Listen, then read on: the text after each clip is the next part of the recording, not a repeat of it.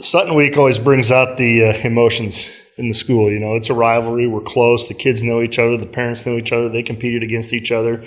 And Sandy Creek and Sutton have always just been a rival in basically every sport we play. And no matter records, it's always close, you know, especially in football. It's always a physical game. It's always a fun game to watch. It's a great atmosphere for the kids and the fans. And it's always very competitive.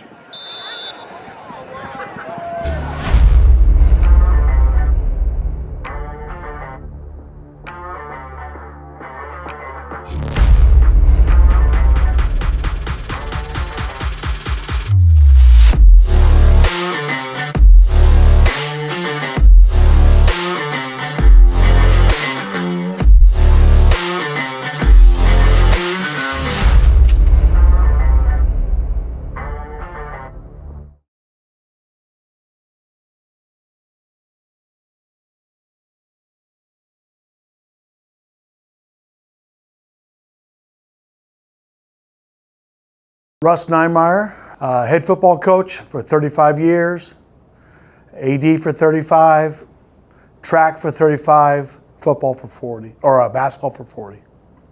We didn't have to look very far going with Sutton. That was always a nail biter. We dominated them early in football, but then they got into a good tradition going in, and we struggled a little bit, and then we kept fighting back and forth for many years. Personally, I take a little pride in that one because that's where my wife is from, and so we always had words about Sandy Creek and Sutton, but in turn, she's a Sandy Creek fan. I'm Brian Shaw, live right here in Fairfield. Got a family, Julie and I got a family of 5 kids, 4 boys and a girl. Work as a farmer rancher and pioneer seed salesman, and try to help out at school whenever I can. You know, high school days are some of the best days that you can have. I mean, everything is kind of pure. Guys want to get together, have fun, go out and beat up on a rivalry school. And there's no bigger one than Sutton. I think it's a healthy rivalry, and the ability to just cross county, and so the proximity, along with just being able to run into those kids a lot and communities a lot running into each other. The fierce battles that we've had over the years, it's a healthy rivalry. You know, rivalries around, but, you know, we don't have to look very far because everybody wants to come to the Hill and play against Sandy Creek.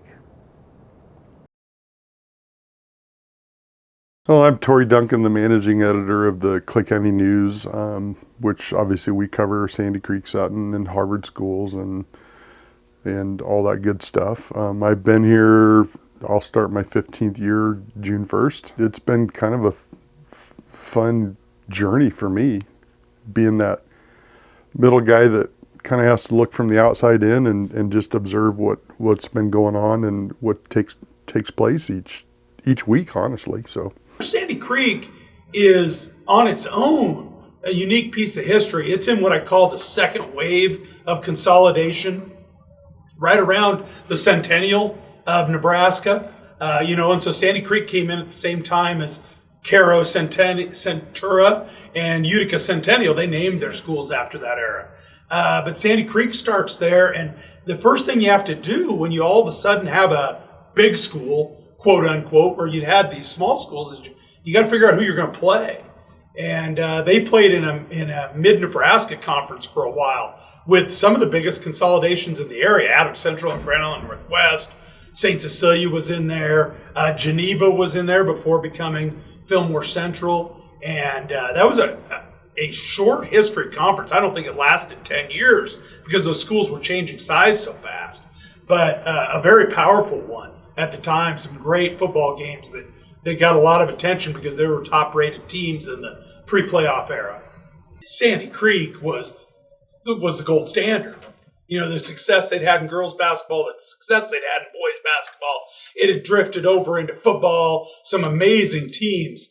The transformation that I've seen Sandy Creek go through, especially this past football season, is pretty phenomenal. I think it all started when Coach Shadley and Wiseman and Kuda came in, and just the culture change alone was, the biggest notable change. You go from, 2.5 football seasons where, Sandy Creek lost, 19, 20 games in a row. And then to see the excitement of, purposely going to the Sandy Creek Southern Valley football game that first year that Coach Shadley was around, and, just the passion change and the kids buying into what that coaching staff was trying to teach and preach. It is kind of that at that level, where, I'll never forget watching Coach Shaw, on the defensive side of the ball start the game, with full voice, and he had absolutely no voice at the end of the game. And that's just the passion, I think, that comes out of, you talk about somebody that bleeds Sandy Creek red and black. Brian Shaw, wow. That guy bleeds it pretty well. Well, first of all, when I think back to the high school days, football is in senior year, junior, senior years are definitely what I think of. We've had our ups and downs in football over the years, and we had that with our high school football team too. I think the first year, in my freshman year, we were 4-5, and we set at number 17 in the wild card points, and we're just right outside. They only took 16 then, and every year we got a game better. We went 4-5, then 5-4, 6-3, and every year we were 17th and didn't make the playoffs until our senior year. Overall, over all the years, I felt good about what we achieved. And I feel better about the character, about the kids. That's what I'm proud about. For our kids in our program, it was big this year. We broke a streak of 11 years losing to Sutton, and it kind of set the tone now for this next 8-man era that both of us schools are in. I think it started last year. Last year we played them in JV, and the boys really stepped up and competed that night and got a big win here at home then as well. And it's always fun to beat anybody, but there's a little extra on it when you get to beat Sutton. To get to this point, it's kind of dictated by the NSAA. 2 years ago, the NSAA changed how they do student enrollment count. So they quit counting boys and girls together and just counted boys. When they began to just count boys, our number dropped substantially and made us eligible for 8-man. And you look at where our numbers were in terms of participation, it was a pretty logical choice to go to 8-man, not only so we could compete in the games, but also, get more out of our practices as well. All right, so after school, you guys preparing for the game. What was the energy like in the locker room? What was everyone's mentality? What was coach's mentality going into that? Energy was high, because I feel like we all expected to win. We knew we had to win. So, it fuels you a little more to do everything, little things the right way. But the energy was really high. Once kickoff happened, we all knew we needed to be locked in, and we just all knew we had to take care of business and get it done. Coming off 2 losses, we knew that this game was huge because it was like a make or break in our season. If we go 1-3, that's not a good look, and it's hard to kind of climb back from that. Not only that, this week was playing our rivals, Sutton, which we play them growing up all the time. So throughout practice to prepare, it was tough, high energy. Just knew that we had to turn things around and really win this game. I think it was just a lot of energy, with being county rivals. We were just ready to go, really just anxious to get there to that point in time, to the game. So I feel like we're all just very, very excited, very, upbeat. We started hot. We came out firing on all cylinders. I think we got up 16-0 right away. I think they marched down, kicked a field goal, which I couldn't believe. Talking to Coach Raymer before the game, and they had their kid kicking field goals in warm-ups. So I'm like, what are you doing? He said, well, we got to find a way to score somehow. And I thought he was just being sarcastic. And then, first quarter, they kicked the field goal, so I couldn't believe it. But no, we ran. I think we scored on the first drive, and it was a big run by Lally. And we ran kind of a trap look, a little kick-out play. We ran it once, and it kind of opened up, and he didn't hit the hole right. He didn't hit the hole. And then we ran it again soon thereafter, and he busted a big one. And then it was kind of on from there. And then I know we were up 30-14, 30-16, something like that. And they got it all the way back to 30-27. I thought we took a huge step. I mean, they kind of came back after half, but then we stayed level, I feel like, and we pulled it through. And not fighting! Fight!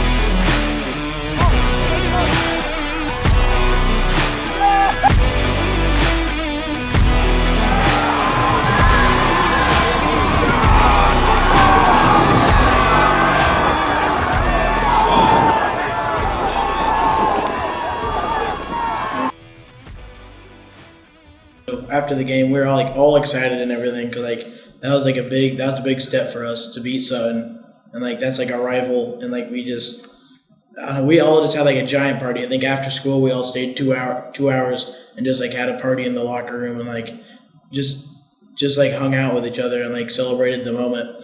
It was huge for us. It was huge for their confidence. The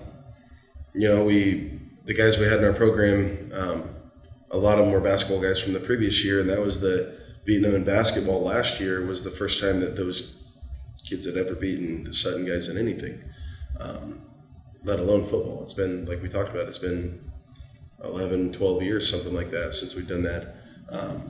So confidence-wise, to get back to 500, to get back to 2-2, and then moving on to a point in our season where we knew we were going to have some games that if we played well, we'd have a really good opportunity to win. It was huge for us. It was huge for us, and I don't know what our season would have done had we not found a way to win that game. But for us to find a way to get back to 500 and play fairly well doing it, really did kind of launch us into the rest of the year, and it kind of got us on a little hot streak that we were able to ride for a couple more weeks.